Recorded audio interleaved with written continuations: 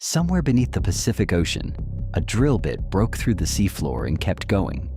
And what it found down there, what it woke up, what it hit, what it couldn't get past, is one of the strangest stories in the history of science, and almost nobody knows it. Here's what you've probably heard. Humans drilled into the ocean floor. It was hard. They stopped. That's it. That's the whole story most people get. But what actually happened is so much weirder than that. We found living things that had been asleep for over 100 million years. We accidentally hit a pocket of magma nobody knew was there. We drilled into the actual mantle of the Earth, a goal scientists set in the 1950s. And we finally did it just 2 years ago. And one detail from the very first mission has never made it into a single YouTube video I've ever seen, and it changes the whole story. I'm going to walk you through all of it, from the beginning to the part that will genuinely mess with your head. Let's start in 1957, in a cramped office at the Office of Naval Research. Two geophysicists, Harry Hess and Walter Munk, are sitting around with a pile of grant proposals that don't fit any category. The American Miscellaneous Society, AMSOC, was an informal group formed to collect earth science research ideas submitted to the US Navy that didn't fit into any particular category. That's not a joke. That was the actual purpose of the group. Membership was open to everyone, and there was no official membership list. Prospective members could join whenever 2 or more members were together. Their motto was illegitimi non carborundum. Don't let the bastards grind you down. And they annually awarded a stuffed albatross to a favorite geophysicist. These weren't oil executives or military engineers. They were scientists who were basically too strange to fit anywhere else, and they decided in that office that they were going to drill a hole through the ocean floor all the way down to the Earth's mantle. When Harry Hess floated the plan to Gordon Lill, a fellow AMSOC member, Lill's initial response was a firm no. We took exception to this right away and contended that we were doing no such fool thing.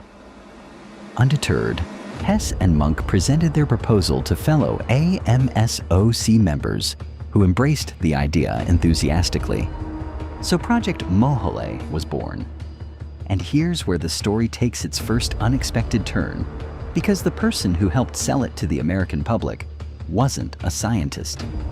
Scientific ocean drilling began in 1961 with the first sample of oceanic crust recovered aboard the KUSS-1, a modified U.S. Navy barge. American author John Steinbeck, also an amateur oceanographer, documented Project Mohole for Life magazine. Yes, the author of Mice and Men was on the boat.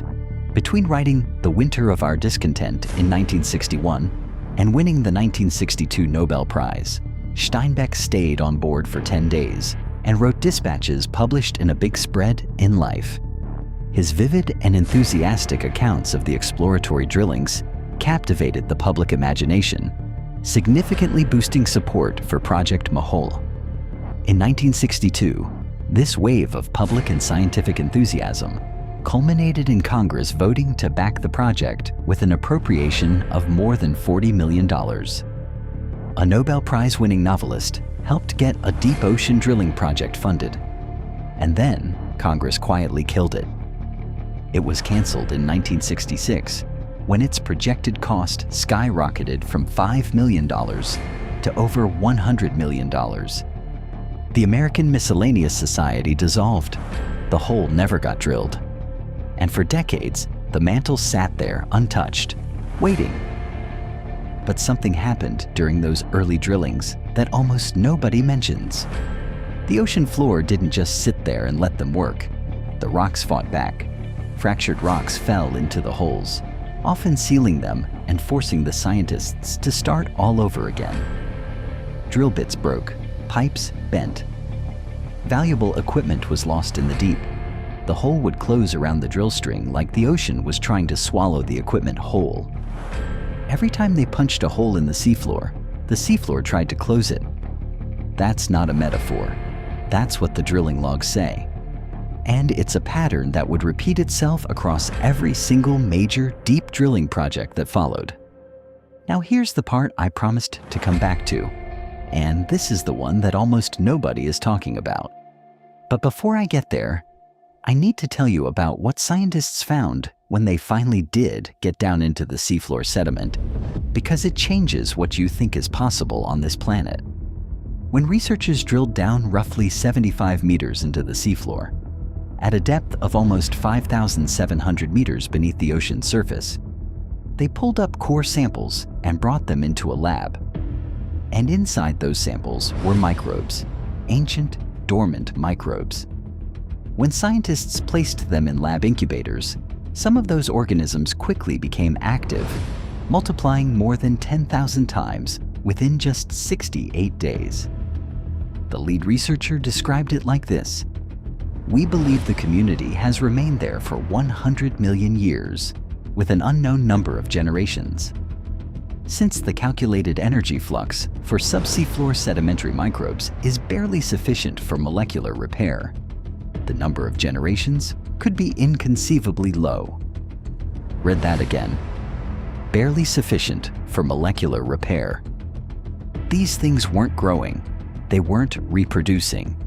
They were doing the absolute bare minimum to exist, just enough chemistry to keep from falling apart, for 100 million years. And the moment scientists warmed them up and gave them nutrients, they woke up and started multiplying like nothing had happened. They were just waiting.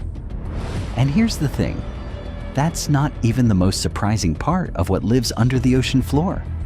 Before ocean drilling began, we had no idea that the seafloor was even an ecosystem. Marine sediment covers roughly 70% of Earth's surface, and it turns out it harbors a microbial population that makes up somewhere between 12 and 45% of total microbial biomass on Earth. We found an entire second biosphere hiding directly beneath the ocean floor, and the only reason we know it exists is because scientists drilled into it looking for geology, not biology. They weren't even trying to find life. They found it by accident. Now, keep that in mind, because it connects to the thing I've been building toward. But first, the magma. In 2008 and 2009, a drilling team was working on a well planned to reach 4.5 kilometers deep. After severe drilling difficulties and getting stuck twice, they had to stop at just over 2,100 meters when it became clear they had drilled straight into roughly 900 degrees Celsius molten rhyolite, magma. Nobody expected it to be there. The scientists had anticipated finding something much deeper. When the drill bit struck a massive magma pocket at around 6,900 feet in 2009, everyone was surprised.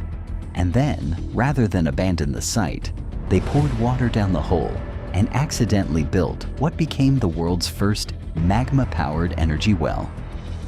The ocean floor wasn't just hard to drill through, it was actively surprising the people drilling it.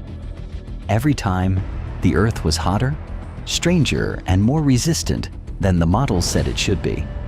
At the deepest points ever drilled on land, the Kola super-deep borehole in Russia, researchers had estimated they would encounter rocks at around 100 degrees Celsius at 12 kilometers. The actual temperature was about 180 degrees, almost twice what they predicted. The rocks behaved completely differently than expected. The drill couldn't go further. And that's the pattern. Every single major deep drilling project in history has stopped because the Earth was hotter and more hostile than our best science predicted. The planet is running hotter than our models say it should be, and drilling is the only way we'd ever know. So with all of that, the failed projects, the self-sealing holes, the sleeping microbes, the surprise magma, what's the current state of things? Did we ever actually make it? Here's what most people don't know. In spring 2023, a team aboard the research vessel JOIDES Resolution sailed to a place in the North Atlantic called the Atlantis Massif. On Earth, mantle rock is normally extremely difficult to access. The Atlantis Massif offers a rare advantage, as it is comprised of mantle rocks that have been brought up closer to the surface through the process of ultra-slow seafloor spreading. The original plan was to drill a shallow hole around 200 meters. That was the deepest anyone had ever managed to drill in mantle rock before. The research team ended up drilling a record-breaking hole of 1,268 meters into the Earth's mantle. They had a 71% recovery rate, recovering 886 meters of rock samples from the Atlantis Massif. These are the longest seafloor core samples ever recovered for periddotites, a type of igneous rock typical of the Earth's mantle.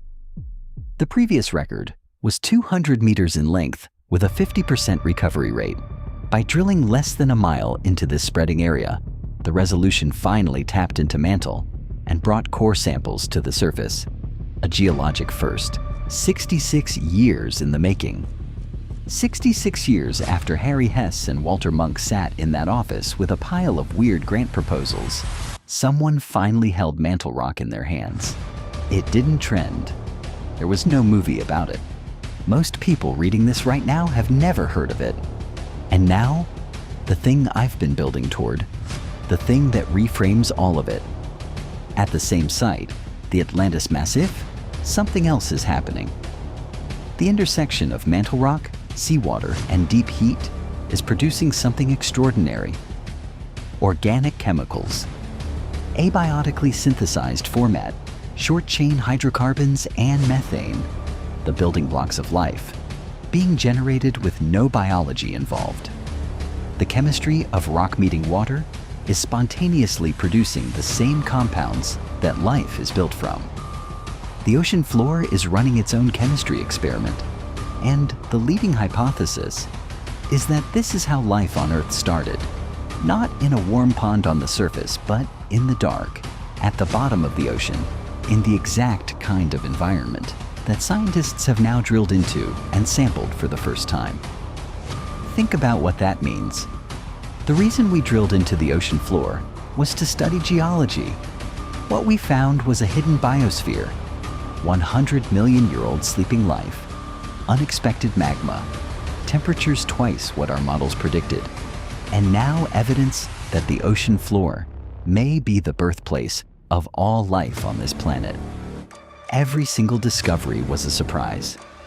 Every single time, the Earth was something other than what we expected. We went down there looking for rock. We found a world. If this is the kind of thing you want to go deeper on, the hidden science, the stories nobody tells, the discoveries that should have been front-page news, hit subscribe, because this channel is exactly that. And if you want to stay in that headspace right now, the video on what we found at the very bottom of the Mariana Trench is going to feel like a direct continuation of this one. It's right there. I'll see you in it.